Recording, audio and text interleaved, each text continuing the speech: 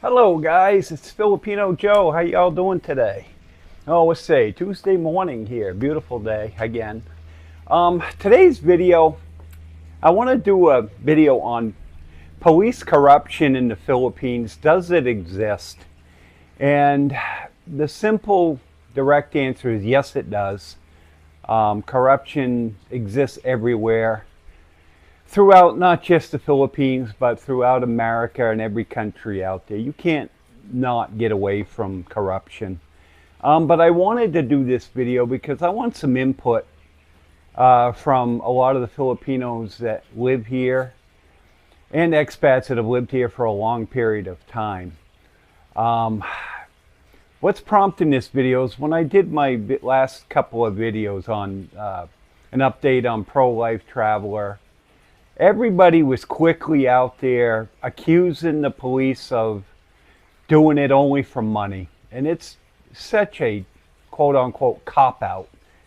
It's easy to say, well, because he's got money, that's the only reason they prosecuted him and they're doing it for the money. Now, if that's the case, for all of you people out there that are accusing the local policeman in Dumaguete of doing this for the money, please show me your proof, okay? It's so easy to sit there on a keyboard or behind a phone and say, well, if you don't like what they're doing, it's got to be corrupt, it's got to be about the money. I show some proof, okay? I've done some research in this particular field since this came up, and I actually, in a little bit, I'm going to reveal with you an interview I had with a police officer from Dumaguete. He's been with the force for 16 years. And we had a pretty good conversation the other night. So if there's corruption out there and you know about it, please forward that information to me and I'll look into it. But usually when it comes to corruption, I know especially here in the Philippines, it's usually in the political level. I don't know if you're aware of it, but the flood project, as they call it here, raised a nationwide scandal, and the Filipino people have been out protesting, especially up in Manila.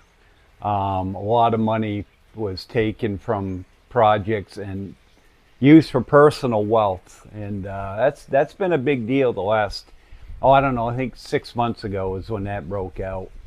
And it's still happening to this day. But yeah, at the politician level, there is a lot of corruption. America's the same way where I came from. They're so corrupt over there. I think it's worse in America, I honestly do. I don't know a politician out there in America that hasn't made millions of dollars since they became a senator or congressman. But anyway, so to blame this whole Pro-Life Traveler situation on corrupt cops is absolutely ridiculous. I mean, like, you know, if you got the proof, bring it on. But this guy did some things that he should be in jail. And speaking of that, the Russian blogger, Vitaly, he just got released. He was in prison for 10 months. And he got released for harassing and belittling the police and the Filipino people, and he got 10 months in prison for that. And I guess he just got deported a couple of days ago. And so there's a lot of people making the argument that Pro-Life Traveler did things worse than that, and is he going to face any jail time? Nobody knows. Okay, I watched a blogger yesterday that supposedly the woman dropped all the charges. He actually showed the paperwork, the affidavit, where she dropped all the charges against him.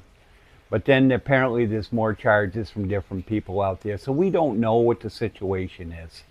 But to blame the corruption on the police is ridiculous.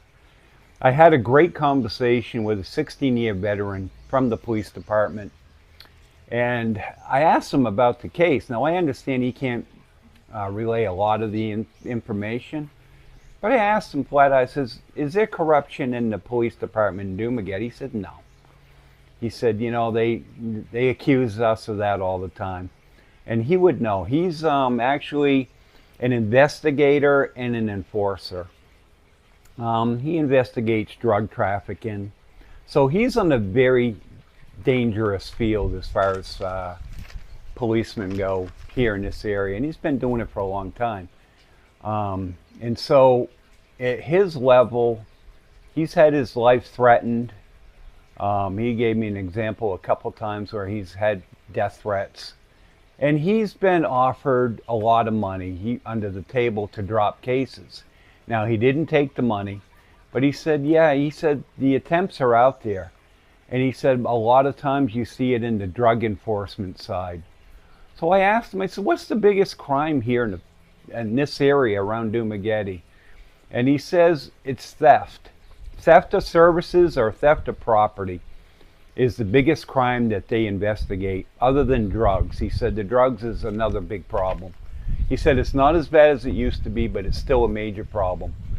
And he goes undercover a lot, so that's why he can't come out here and actually come on camera, because we don't want his identity released. But so then I asked him, I said, what about expats? Do they commit crimes here? And he said, oh yeah. He said, I said, really? He said, what are the biggest crimes that they commit? He said theft, believe it or not. I said, really? He said, yeah. We get him on theft. We get him on drug charges. Of course, he's got to keep this stuff quiet. But there's a lot of things that go on behind the scenes. But to lay out accusations that the police are doing this for money, first of all, how would they even coordinate that? They didn't bring this case on. The police just go ahead and, do the search warrants and things of that nature. Immigration was pretty much in charge of that whole scenario with him overstaying his visa. It really didn't have anything to do with police. So be careful when you accuse the police of being corrupt. Now, there are many instances in the past throughout the country where there have been policemen that have been corrupt, okay? But it's not happening right here in this Dumaguete area.